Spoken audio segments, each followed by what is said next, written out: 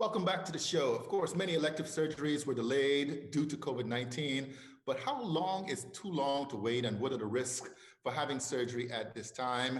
Doctors Hospital is back in the house. Dr. Sheena Antonio-Collie, Chief Medical Officer of Doctors Hospital, and Dr. Wesley Francis, General and Oncology Surgeon at Doctors Hospital Healthcare System. Doctors, good morning. Welcome back to Bahamas and Sunrise. Good morning. Morning. Dr. Antonio-Collie, we've had so many impressive specialists during this series. I personally have learned so much. Of course, Dr. Francis is no stranger to me, and he's no stranger, I think, to the Bahamas. But can you tell us why Dr. Francis has been such an asset to your team? So Dr. Wesley Francis is a board-certified general and laparoscopic surgeon, and he's a subspecialty trained oncological surgeon, having trained at Wayne State University in the United States, as well as in Alberta, Canada, for his surgical oncological fellowship. So Dr. Francis is the clinical director of our operating department, our surgical department. And he has been very integral during this COVID time in terms of policy creation, because he's also a healthcare policy expert, as well as helping us to mitigate against whatever it is that we needed to do to protect our surgical patients. He has helped us in terms of our stretched operating room capacity and being able to facilitate elective surgeries as well as emergency surgeries. So he has been a great asset to the Doctors Hospital healthcare system. Dr. Francis, I would imagine under regular and normal circumstances, surgeries, elective or otherwise, critical, are just amazingly complicated and just so fragile. Certainly in 2020, you've thrown this new dynamic called COVID-19 that takes it to a whole new level. And the first question I would say is it safe really for persons who are contemplating or have to have surgeries? Is it safe right now to have surgeries? And what element does COVID play in this whole thing? So that's a great question. So what happens is that if a person is incubating COVID, for example, if they're positive and they undergo surgery, just the sheer trauma from the anesthesia to their lungs can cause them to get COVID pneumonia. And this is studies that came out early from China actually showed that that people go on to develop COVID pneumonia if they're incubating. And so therefore, it portends a significant risk to them. And also, because we know that COVID is spread via aerosol, and anesthesiologists, ENT surgeons all work in the airway, then it's also a significant risk to healthcare workers. So you have these two things going, the healthcare workers and also the individual themselves. So what you find is most of the surgical societies decided that anyone who is has COVID or is positive for COVID should actually delay their surgery. And so that's what's been happening. Doctors Hospital actually was one of the very early adopters in risk stratifying people and testing early on. As soon as the societies recommended that every patient should be tested, Doctors Hospital was on that, and we started testing patients. And so we knew who were positive and who were not. Now, during that time, because the healthcare system was stretched, even patients who were not COVID positive, certain elective surgeries were delayed. So not only you have the COVID component, but you have the regular patients who've been delayed because the healthcare system got stretched, and it's currently still stretched because of the burden of COVID.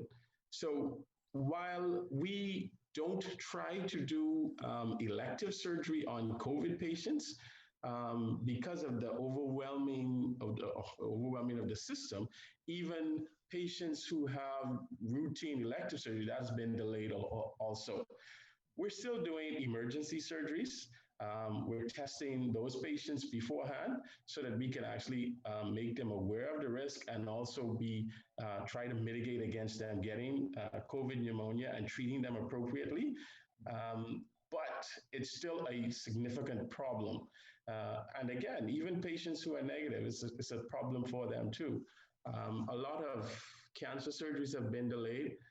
A lot of but we still try to get them on a list that we try to get them out as soon as possible. I mean, you talk about just such a delicate situation because, COVID appears to be, everywhere, So you talk about underlying conditions. You talk about, again, the fragile nature and certainly the unknown nature that COVID brings. So for somebody that has COVID and unfortunately they have COVID, they have to have this surgery. How does COVID-19 affect, say, recovery efforts, even for those that may not have COVID? Does it change the whole dynamic of recuperating after surgery? And then even before you get there, does surgery make me more likely to get COVID? I mean, so no, surgery doesn't make you more likely to get COVID. If you're COVID, again, we test everybody, so we know their status ahead of time. That way, we're able then to determine what our level of protection is for healthcare workers and what we do for patients. So if we know that you're COVID positive, first of all, you only if it's an absolute emergent surgery, we go ahead and do that. And I know everybody's heard the term PPE, personal protective equipment. If we know that you have COVID or COVID positive, then the entire team goes with full PPE. Now, it's very exceedingly difficult to be operating in a spacesuit, if you could understand, right? So that's the strain on the healthcare system itself. On the patient itself, though, again, there is that risk. Some people will go on to develop COVID pneumonia. But again, you see, it's you got to weigh benefits versus risk. If you have a ruptured appendix and you're about to get septic and die from it, we have to go ahead because you may die from that rather than die from COVID. But some people also recover fine without any issues. We just have to monitor them closely and treat whatever comes up after that. So we're still operating on them. But we have to, first of all, know their status, take the necessary precautions to protect the healthcare workers, and then also monitor those patients to see that if they develop COVID and treat them with whatever it is to try to protect them from getting anything. And that's the environment that we're in right now. It's not business as usual. Especially now with all of the numbers and the significant community spread, because you have patients who come and who are otherwise normal and not having any symptoms, you test them and they're positive. If those are negative, if those patients, for example, if it's just a gallbladder surgery that gets delayed. But if it's some life-threatening situation, we still go ahead. Yeah. Well, Dr. Antonio-Collie, Dr. Francis said it certainly hasn't been business as usual in 2020. So many different changes, so many challenges that the world would have faced, certainly the healthcare systems. But Doctors Hospital continues to be at the forefront and, certainly best choice for healthcare in the country, despite the challenges. Yes, definitely. And, just trying to come alongside patients in general, and in this case, particularly our surgical patients. As Dr. Francis said, we continue to take care of patients that emerge, who are emergent.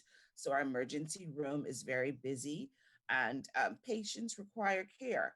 And it is, once again, incumbent on us to continue to deliver that care. And as you know, we're best trusted, best care now. And we continue to test, as Dr. Francis mentioned. We test every patient that's admitted to the hospital. We are definitely upgrading our testing strategy with the introduction of a new Starlet PCR machine to be able to increase our testing capacity in country, as well as we continue to treat COVID. We have the Doctors Hospital West, which is the tertiary COVID treatment center, but we also treat COVID patients throughout the healthcare system, inpatient as well as outpatient. And then obviously we have started, like we keep speaking about over the last few weeks, our contact tracing also our offering especially to businesses that have breaches with COVID. And all of this is to come alongside to try to decompress the public system because, as I keep saying, COVID is a national public crisis. And we all have to come together, both private as well as public, to mitigate against this. So we're continuing to working towards that. And like I keep saying, hopefully, not hopefully, we got to win. We definitely have to win. And thank you guys so much for your commitment in this fight. I cannot imagine the pressure that you would face under normal circumstances. But again, your passion, obviously, for life and for people is so much, very much appreciated. Dr. Sheena Antonio-Collie, Chief Medical Officer of Doctors Hospital Healthcare System, and Dr. Wesley Francis, General and Oncology Surgeon at Doctors Hospital Healthcare System. Doctors, thank you so much for being here on Bahamas at Sunrise. Thank you for having us. All right. All right. See you soon. You're watching Bahamas at Sunrise. We'll be right back.